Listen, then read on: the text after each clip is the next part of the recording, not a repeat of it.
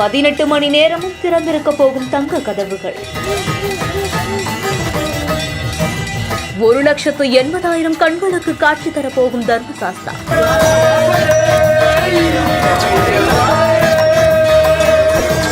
நாற்பத்தி ஒரு நாள் மண்டல கால பூஜையில் நடக்க போகும் அற்புதம்.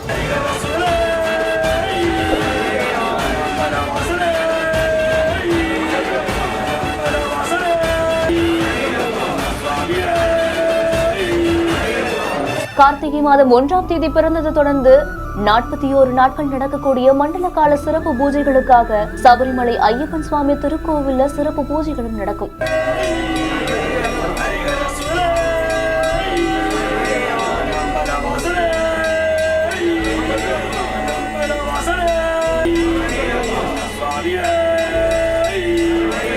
நாற்பத்தி ஓராவது நாளான டிசம்பர் 27ஆம் தேதி மண்டல கால பூஜைகளும் நடக்கும். அதுவரைக்குமே தினந்தோறும் சபரிமலையில சிறப்பான பூஜைகளும் நடக்கும்.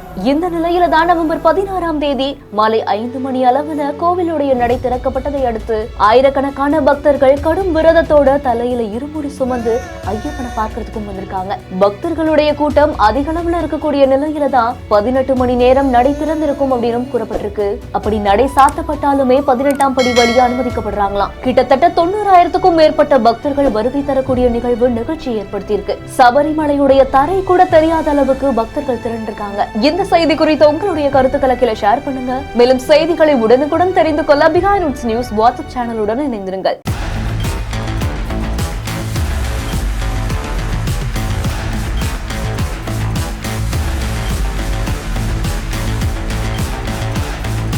இந்த செய்திகளை வழங்கியோர் உஜ்ஜீவன் ஸ்மால் ஃபைனான்ஸ் பேங்க்.